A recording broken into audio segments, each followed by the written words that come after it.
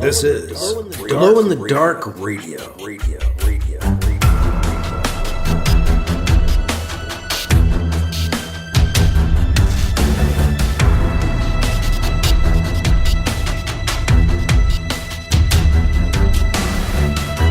The science fiction podcast with original independent science fiction written and performed by Mike Luoma, with music by Kevin MacLeod.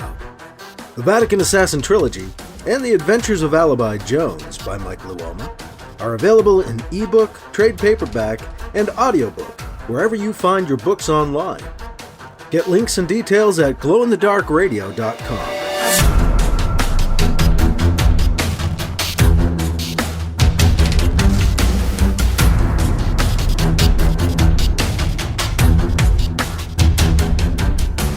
This is the Science Fiction Podcast, Glow in the Dark Radio. I'm your host, your writer and reader, Mike Luoma, and I've got Chapter 13, lucky Chapter 13 of Vatican Assassin, our 15th anniversary edition. It's an encore presentation with a lot of special voice cameos. We'll check out Chapter 13 from the book, coming up in just a couple minutes on Glow in the Dark Radio. Now, this chapter doesn't have any special voice cameos. I actually just read it through myself and do my character voices for BC, and Mr. Longiu. Adrian Longiu is the pilot of the Paladin 4, who's going to be taking BC to Fortune Station, where his new mission is. Fortune Station is a previously abandoned space station that BC now finds out is occupied by this guy named The Light, who has a religious cult, and they're like really ultra-conservative, back-to-the-Bible Christians. So, evidently, this guy, The Light, has gotten out of hand, and the Vatican wants him dead. And that's what BC does. So, the Vatican Assassin is on his way to Fortune Station to snuff The Light. Mr. Longiu doesn't know this. Mr. Longiu just knows he's giving BC a ride, and the church has asked him to.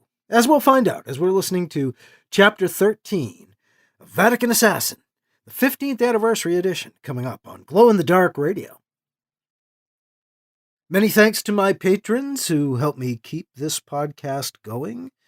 There are many expenses involved in podcasting. I've just been paying a whole lot of bills, so ouch. Yes, I feel it. And so I feel my thanks as well, because you guys help me do this and keep doing it. So thank you.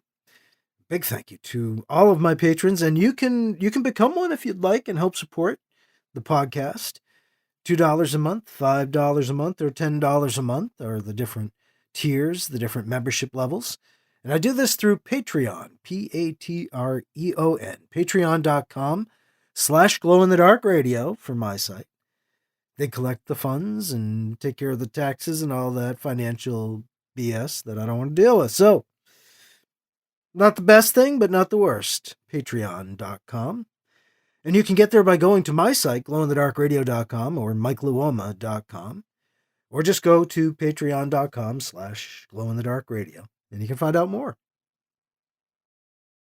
And again, big thanks to those who do help me out, and who are patrons now.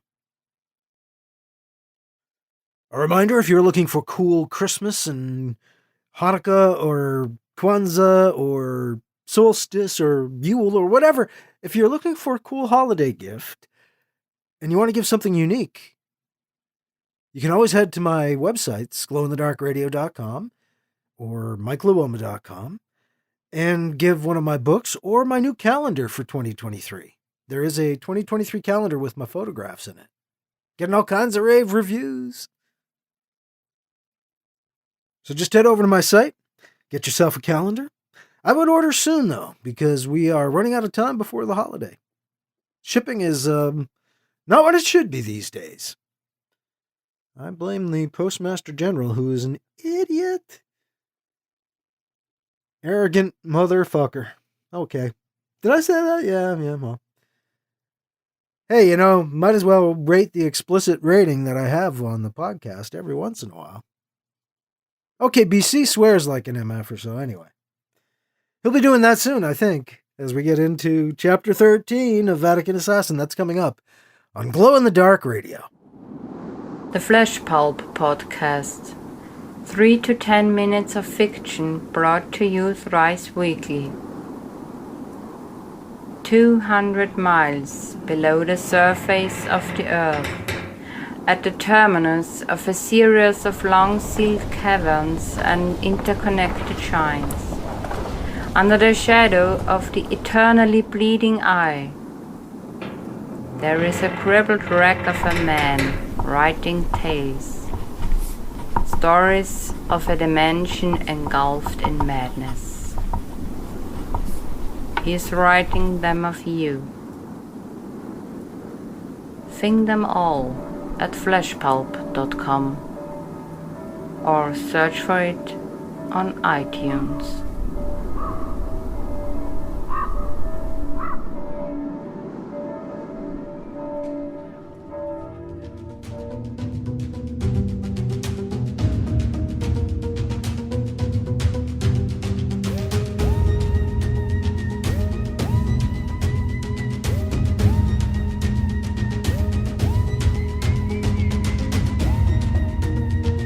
Now here's Chapter 13 of Vatican Assassin on Glow in the Dark Radio.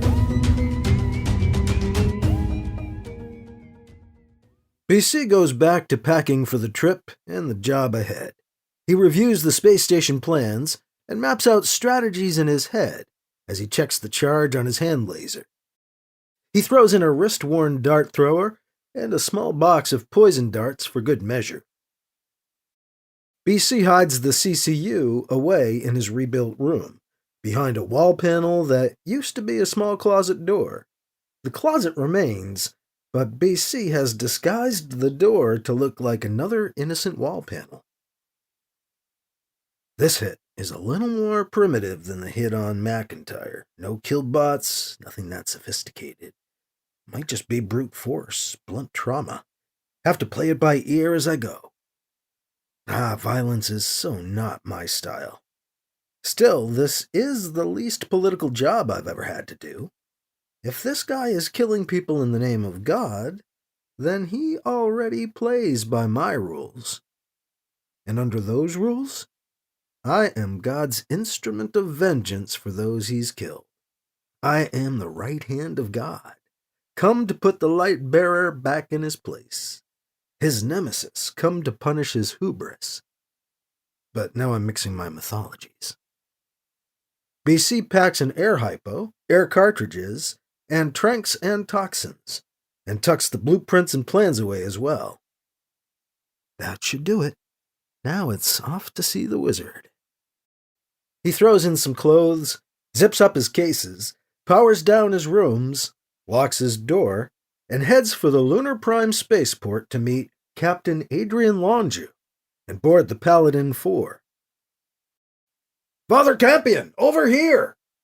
BC recognizes Longeau from the security photo.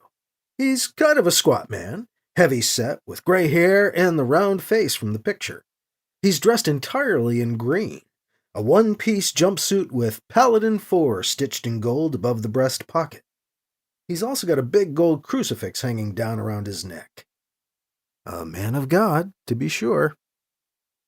BC meets him at the private gate the port directory said the Paladin 4 would be docked at. As BC approaches, Longeau reaches out for and eagerly shakes BC's hand. It's an honor to meet you, Father. It's not every day I get orders from the Vatican. I've been practically bursting at the seams, not being able to tell anyone and all. Imagine that. Best commission of my life, and I can't tell anybody. And you, Longeau laughs. You already know, so I'm not telling you anything. He laughs again. You ready to go? Yes I am, Mr. Longeau. It's nice to meet you as well. I like his laugh. A little over-friendly, but what the heck? Could be worse. They couldn't tell me anything about this trip. Said you'd fill me in on the details. Yes, I'll do that once we set out. Can we board now? Sure. Longeau turns and cycles the hatch behind him open. Right this way, Father. Longeau reaches for BC's cases, but BC stops him. Thanks, Mr. Longeau, but I'm fine to carry these myself. You've got a whole ship to handle. Don't worry about my luggage. Well, we're pretty much all set, really. I've got clearance for us to take off in about an hour. The Paladin's fueled and prepped for the flight. All we gotta do is get on board and go. Lonju motions BC ahead of him through the hatch, then steps through himself and closes the hatch behind him. They're in a small airlock, another hatch just ahead. Lonju reaches around BC and punches a code into the door panel in front of him. The hatch opens on a passageway extending down to the ship.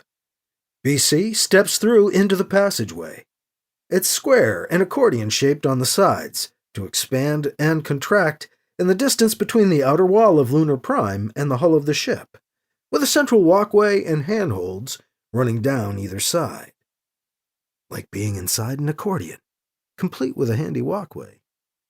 Lonju steps through behind BC, closes the hatch, and punches another code into the door panel on this side.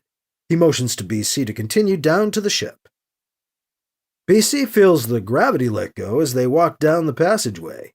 His stomach protests, but he manages to keep his breakfast down. He fumbles a little in the low G, but Lonju reaches out and steadies him. It can be hard to adjust to the changing gravities, Father. I think you'll find it better once we're on the ship. She's a good ship, Father. The Paladin's been fueled, and I just had the air recycling system recharged, so it should be good and fresh. I don't have any cargo, nothing but yourself, like the Vatican asked. They paid me well. I'm not complaining, Father. Don't get me wrong. Here we are, the Paladin 4. Lonju squeezes past BC to open the hatch to his ship, then steps aside to let BC enter. Go ahead into the airlock, Father. Welcome aboard. BC passes through the airlock and into the Paladin 4. He enters a corridor open to both sides. The Paladin 4's colors appear to be green and gold. A green carpet lines the floor. Green and gold stripes run along about waist high on the gray wall in front of BC.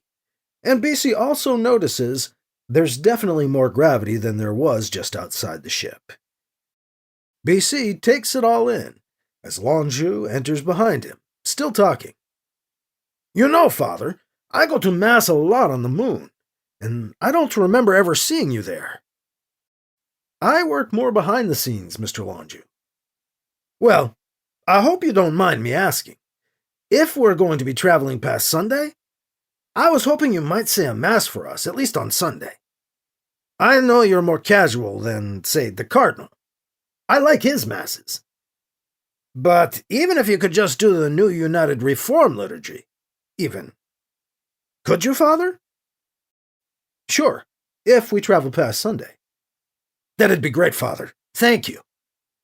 Are we going to travel past Sunday? This should be interesting.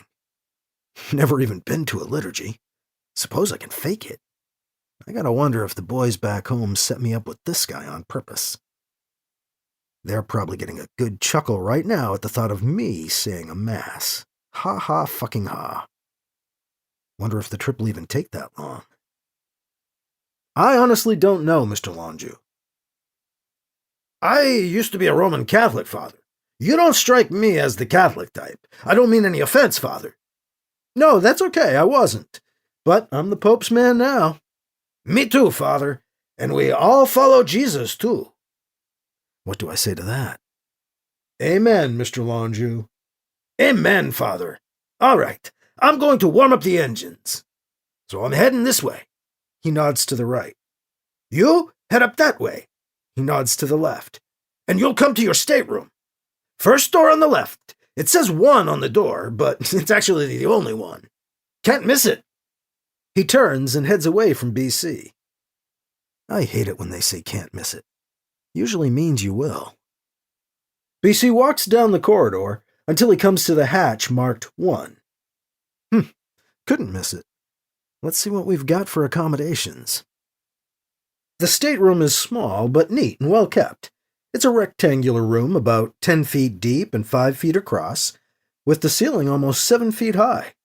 The green and gold theme continues, with green carpet and green covers on the small folded-out bed.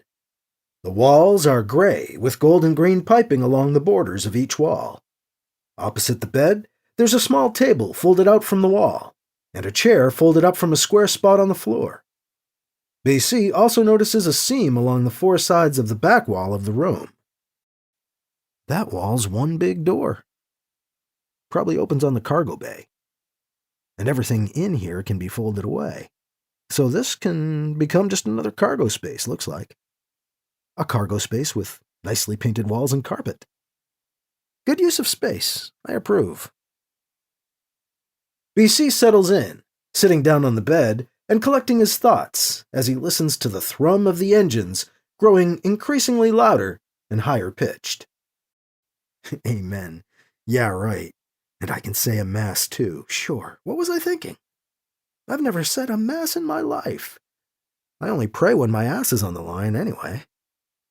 Of course, then again, prayer might be appropriate in this case. Not much of a priest. This is what I get for once thinking it was an easy way to make some cash. It was for a while.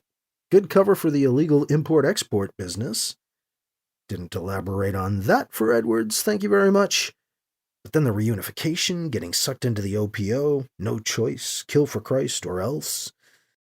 Now it's off to kill someone in the name of Christ who is himself killing in the name of Christ. What a tangled fucking web. The intercom buzzes, interrupting his reverie. Yeah? Father, we're just about to leave. Thought you'd like to know we were getting underway. If you'd like some company, I could come get you and show you the way to the common area and the bridge. Thanks, Mr. Lonju, but I think I'll stay in for now. I've been very busy, and I'm enjoying the quiet here. Fine, Father. Have it your way. But I'll need to get the details of our trip from you soon. I'll call you when we're clear of the moon. Thanks. BC hears the connection click off, and the sound of the engines changes again. The pitch drops, and the thrumming becomes low and bassy, and vibrates the floor, the bed, the walls, everything. They lurch slightly. Must be pulling away from Lunar Prime. BC feels the floor shift as the ship sets out. There are no windows in his stateroom, but in his mind's eye, BC imagines them pulling up and away from the bunkers, buildings, domes, and tunnels of Lunar Prime. Good night for now, Moon. Off to kill a killer. This one won't be easy. I know it already. I can just feel it. It feels wrong, weird, greasy, and dark. Not that any of them are really easy, though. Not really. I always think about them. Their faces all still come back to me. Not easy. Nothing simple, even if you're doing the Lord's work. But it's what I do, and I'm good at it. And the Pope, the fucking Pope, tells me what to do. Tells me I'm doing the Lord's work. He should know, right? He'd be the one guy who should know, who has the authority to say, go, do this for God, right? Like Mbeke said, best not to think about it too hard or examine it too closely. I will take this guy out efficiently, as quietly as possible, and hopefully without a trace of evidence, because it's what I do. Mr. Lonju buzzes him again in about an hour. Hello, Father. We're out past the moon's basic scanner range. I'll need you to fill me in on our trip. Lunar Prime thinks we're going to the Wentworth station. Where are we going? I'll tell you on the bridge, if that's okay, Mr. Lonju. Sure, Father. I'll come get you. I made some dinner, so we can eat after we set the course. Lonju is at the stateroom door in about a minute. He and BC head down the corridor to the right, towards the front of the ship. They pass through 3 hatches, winding their way through a twisting section of corridor, past several closed hatches. Lonju finally leads BC through one that opens onto a large living space. A table and 4 chairs dominates the center of the room. The top of the table and the backs of the chairs are green, piped in gold. Oh, look, all color coordinated. Nice look, I guess. Better than red and gold. And there's enough gray on the walls and ceilings to remind you you're on a ship. Gold and green stripes continue to run waist-high along the 4 gray walls of the room. Also around the edges of the room are 2 exercise machines, a food prep station, and a small but gaudy shrine. Wow, this guy's hardcore. I thought the conspicuous crucifix around the neck was a little much. Would you look at that shrine? I'm sure the cardinal would approve. Like my shrine, Father? I was just thinking that the cardinal would approve. Oh, he does! He did, I mean. He's seen it. I asked him to come on board when I finished it so he could bless it. He said he'd never seen a finer shrine on any ship, bigger or smaller, and he blessed it himself. I'm kind of proud of it. You don't think it's overdone, do you, Father? The colors match your ship. The use of gold is quite striking. That crucifix used to hang over the altar of my town church, back on Earth, back where I used to go to Mass growing up. The UN terrorists bombed the church and our town about 4 years ago. The church burned down, but that crucifix was spared. It didn't melt, even in the middle of the fire. The priest said it was a miracle. Really? I was only visiting at the time. I used to work at the rectory as a kid. I was even an altar boy, Father. Lonju laughs to himself as he remembers. At any rate, I was visiting the priests when the first bomb went off.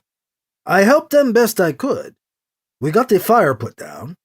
That crucifix was preserved. But then the group of terrorists came back. They had guns and Molotov cocktails. The priests asked me to take the crucifix with me. They asked me to save it and escape on my ship as they delayed the terrorists. I could hear the shots as I ran to my ship. When I took off and saw the scene from above, it looked like half the town was on fire. There was no one left to give the crucifix back to. So I set up this shrine with it, in their honor. I hope it brings me good luck. So how do you like the gravity? Huh? Most ships this size don't have artificial G. I rigged up this system myself. It cost me some cargo space, but it's worth it. Must be all right if you can't even notice. BC bounces on his heels. Nice job. Everything going smoothly? Absolutely. Let's head up to the bridge and get going somewhere. Lonju leads BC to a ladder in a recessed alcove across the room. There's a hatch in the 7-foot-high ceiling in the alcove. Lonju climbs the ladder, pushes up the hatch, and climbs up through. BC follows and finds himself in a small, cockpit-style bridge, 2 flight chairs directly in front of him. There's barely enough room to walk between them. Lonju squeezes through first and sits on the left, motions BC into the right chair. He too squeezes through and sits down. An array of different switches and controls are spread out in front of him. I could probably figure this thing out. I bet you I could fly this baby. I've flown similar ones back on Earth. The Santa Clara was a lot like this. We got off okay. Saw one of those flashers, but they stayed away as usual. Flashers? Yeah, they're these ships we've been seeing, that some of us have seen. They don't show up on any of our scanners. Nobody I've talked to who has seen one has been able to document it. They're always so fast, they're gone quick, like a flash in the corner of your eye. That's why we call them flashers, anyway. I've never heard about this. How long have these ships, these flashers, been around? We've been seeing them for about the last 10 years or so. I've mostly heard about them from other freelance pilots. Only seen them a couple of times myself. Always gone before I could even try to get a reading on what they were. Same with that one earlier. Without documentation, we can't prove anything. If we filed reports, we'd sound like liars or idiots or delusional, unfit to pilot. So we keep them to ourselves. You wouldn't have heard about them, I suppose. You saw one tonight? What do they look like? Hard to say. They're really fast, you know. Are they aliens? Lonju laughs. What, are you egging me on? Trying to make me sound like I'm crazy, Father? No, I don't think so. They look sort of normal, human-ish, I guess. They look like advanced military ships, but they don't have any markings. Another good reason not to pry too hard. I don't want anybody's military coming after me. I'm almost sorry I mentioned them. Don't be. I think I might have seen one of your flashers myself, Mr. Lonju, right near the surface of the moon. Really? Right on the moon itself? Well, hovering just over the surface of the moon, anyway. I was in an outlying building of the station, losing consciousness after an air leak, an accident, and the area I was in lost atmosphere. Just before I passed out, I saw a ship hovering outside that looked human-made, but not like any ship that I'd ever seen, and it had no markings of any kind. Now, do I sound crazy? Lonju considers. Nope. Sounds like a flasher, all right. Never heard of one getting that close to the moon, though. They do move pretty fast, don't they, Father? Yeah, sort of hard to tell. I was passing out, but it looked like it disappeared pretty quickly. I've seen them around UIN ships, but they never seem to be together. And I don't think they're UTZ because we would have heard something. Not officially, mind you, but through channels. We would have heard something. Have you or anyone you've heard from ever seen them attack? Nah, they just hover around the edges. Flashers. The name fits them. And you're sure they're not alien? They're not alien. Don't talk nonsense, Father. Not you, a man of the cloth? You ever seen anything alien, Mr. Lonju? Nope. I don't believe in them. Really? You don't believe in aliens? Even after seeing for yourself how vast space is? BC looks out the window at the deep plush carpet of stars. How can you deny that there are other beings out there somewhere? What about the ruins on Mars? The find on the moon 100 years ago the UN covered up? Nothing ever came out of those, or came back for them. Don't tell me you believe in aliens, Father. I don't know for sure, but I don't think we can say with certainty they don't exist. How can you travel across the grand expanse of space and not feel that out there in the limitless void there must be others? I don't think God's creation is just limited to planet Earth, Mr. Lonju. Laying it on a little thick, but it's his thing. He'll eat it up. I don't either, Father. But where are they? Why aren't they here now? I don't know that either, but I think they are out there. The evidence hasn't been strong, but there has been some evidence of something else out there. Maybe they're just waiting, watching us. How long will it be before they show up? What if they have already been here and gone? Are they peaceful or hostile? Couldn't be much more hostile than we are ourselves, though, huh, Father? No, I suppose not.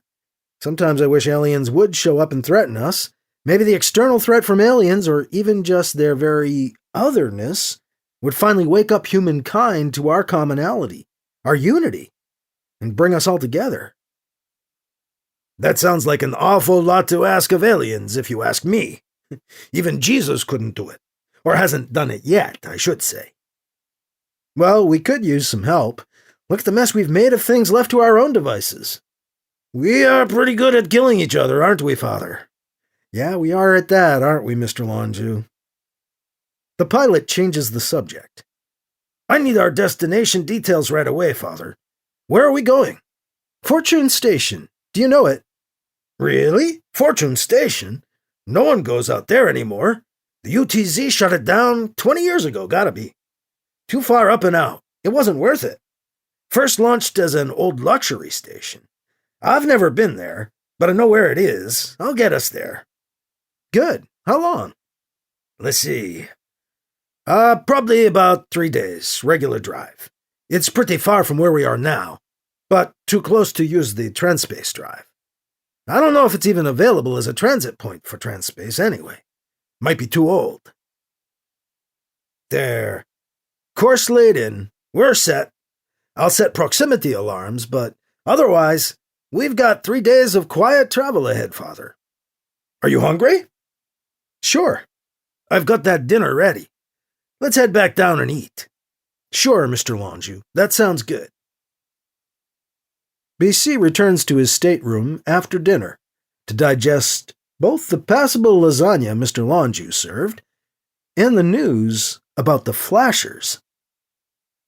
They could be aliens, despite what Mr. Longeau and the other pilots think. They move so fast, how can you tell? There were ruins on Mars and the Moon. Something is out there, or was out there. I wonder what they look like. How do they act? Are they hostile? Vastly superior to us? Or just like us? That's a sobering thought. More of the same might be the worst possible scenario. How will we treat them, I wonder? We'll probably be hostile to them no matter what they're like.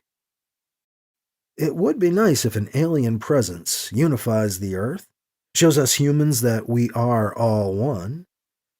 That's pretty close to what Jesus was looking for. I think I'm even on his side on this one.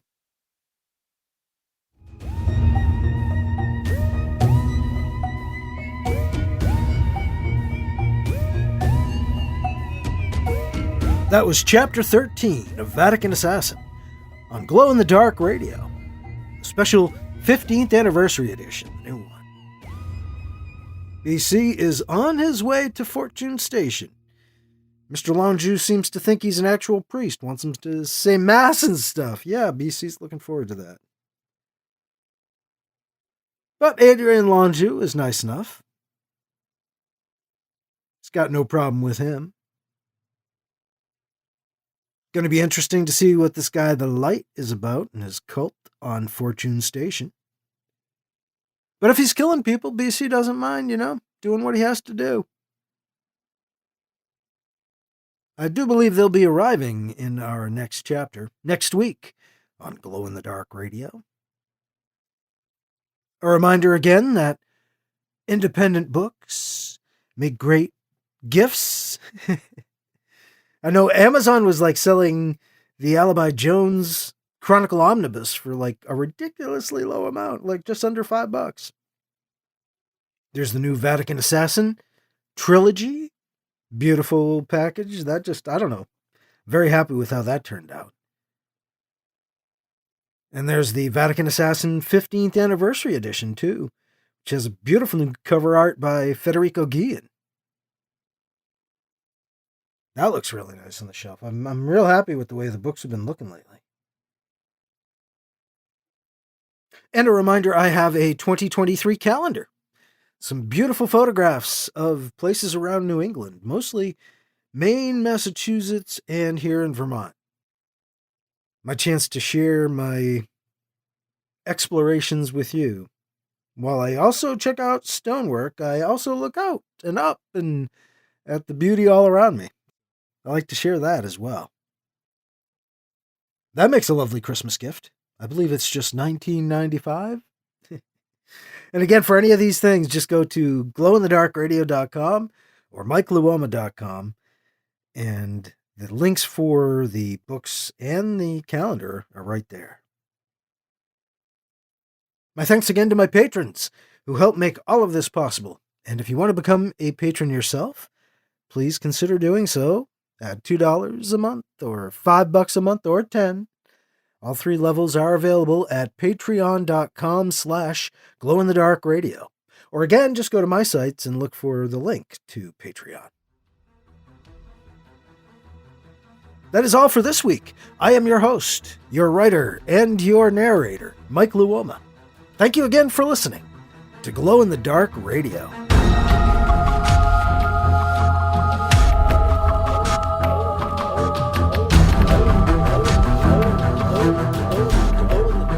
Glow in the Dark Radio.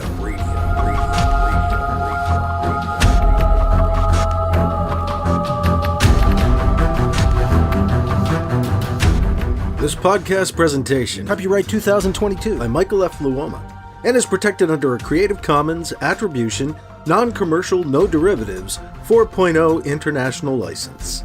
CC by NCND 4.0. Music by Kevin MacLeod. You can find his work at acompatech.com and filmmusic.io.